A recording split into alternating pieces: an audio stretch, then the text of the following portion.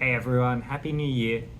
I know it'll be about mid-Jan by the time this video comes out on YouTube, but I just wanted to take the time to say thank you for all your support throughout 2023. I was really blown away by the surge in subscribers towards the end of 2023. So thank you all so much for watching and supporting the channel. As we head into the new year, I want to continue doing the educational videos as we've been doing so far, but also document a bit about my own exercise and fitness journey. With that being said, let's get into today's video. Some tips for getting into running in 2024. Back in January 2023, I decided I would give running a good go. I'm not a runner, I never was a runner growing up. I'd mostly be into doing some weights and some rock climbing, and so my fitness was really bad. So running was going to be the new challenge for myself in 2023, and it was a struggle. I want to also add in that even after a year of running, I'm not an amazing runner. I'm just your average runner. I don't set amazing times or pace or distance, and my heart rate still goes insane when I run. So for today's video, I want to do a bit of a reflection on my year of running, what got me going, what helped me stay motivated, and also a couple of tips for you if you want to start getting into running in 2024. So I've got quite a few patients who are runners who've been doing it for many, many years, and they all tell me about how they get to a point in running where they feel like they can run forever. Almost euphoric mental state where the exhaustion is gone and you can just keep plodding along, keep going, and they're doing crazy distances. I gotta say, in my year of running, I've never found or reached this place where you can just keep pushing through and that exhaustion sort of just goes away. Each run for me is a struggle. It's a mental battle each time to get to the finish, to keep pushing through, to finish off the distance that I've set myself. And by the end of the run, I'm usually wrecked. I'm gasping for air. I'm probably on the ground with my hand over my eyes, trying not to vomit. At the beginning of 2023, when I just started running, I could barely make it to 2 kilometers. And by the end of 2023, I had done 11 kilometers once. The feeling at the end of each run is about the same though, I have to say. I'm still wrecked. I'm totally gutted at the end of each run. But the improvement is visible with the amount of distance that I can run now. There's still a lot for me to improve on in my own running, from managing my breathing a little bit better to try and keep my heart rate lower and to just do more longer distance runs. So if I could do it all again, start from scratch in 2024, what are the tips that I would give to myself and by extension you guys to get started in running? So for tip number one, I want to say struggle together. When I first started running, I was running on the treadmill at the gym, struggling for my 2 kilometer, 3 kilometers, doing it by myself, headphones in, and each time it was like, I got to do this first before getting to weights or else I won't do this at all. And so that's how I started running. I would make sure that I would do the running portion first before getting onto doing some weights, which I found way more enjoyable. So was running on the treadmill fun for me? No, it wasn't. It was tough, it was sweaty, it was hard, it was pretty boring as well. But I knew that I needed to do it to improve my fitness, so I kept at it. Then about halfway through the year, I joined in on something called Parkrun.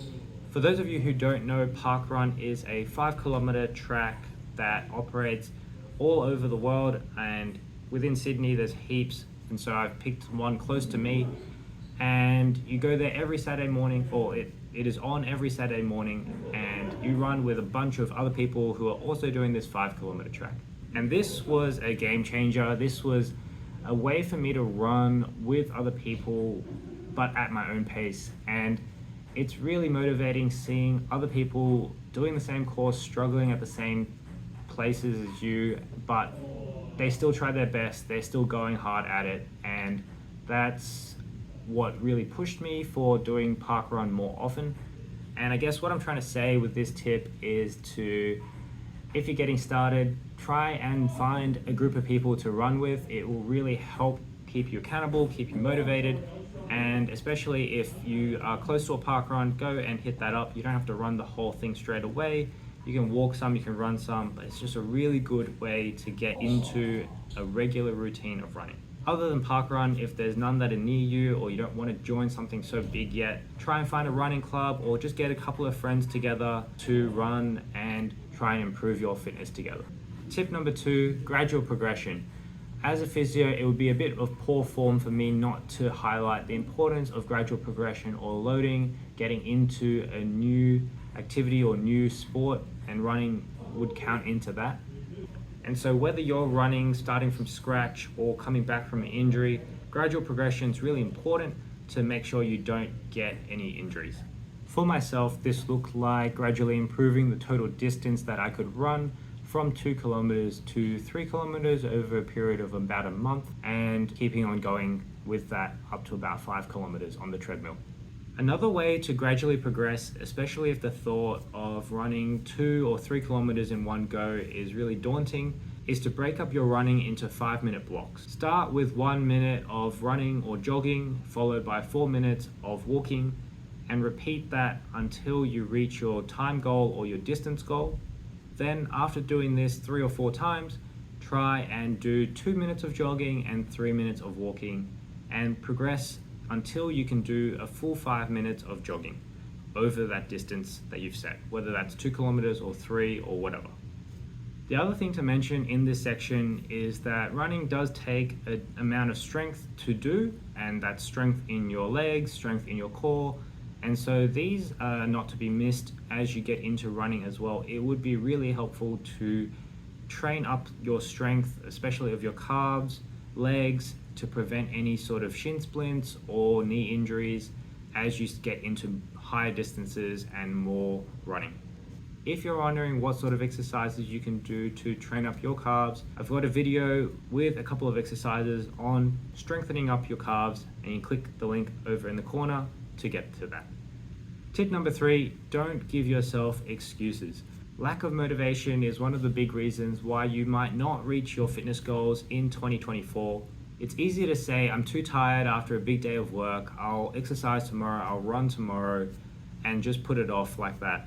I know, I've said that too, and I usually don't end up doing that exercise the next day anyways. So one of the ways that I've used to reduce the chance of me giving an excuse to not run is to run in the morning before work and to prepare all the gear or the clothes the night before. This way there's no extra steps that can stand in between me and doing the exercise, and so there's less chance for my brain to say not to go. But if getting up early is difficult for you, whether you have night shift or you just really struggle, you're not a morning person anyways, you can apply the same principle to exercising after work.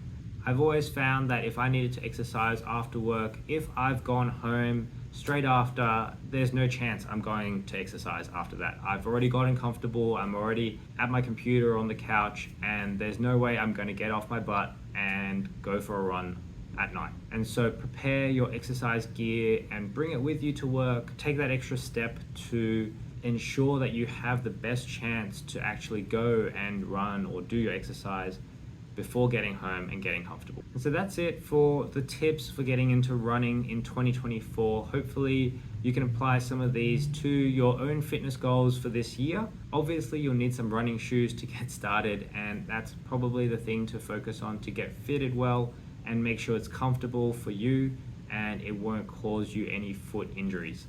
As for myself, I'll be using 2024 to keep working on my own health and fitness. So guys, thank you so much for watching. I hope you enjoyed this different style of video, a little bit different to the exercise educational ones that I've been putting out on the channel. Don't forget to like and subscribe to support the channel, and I'll see you in the next video.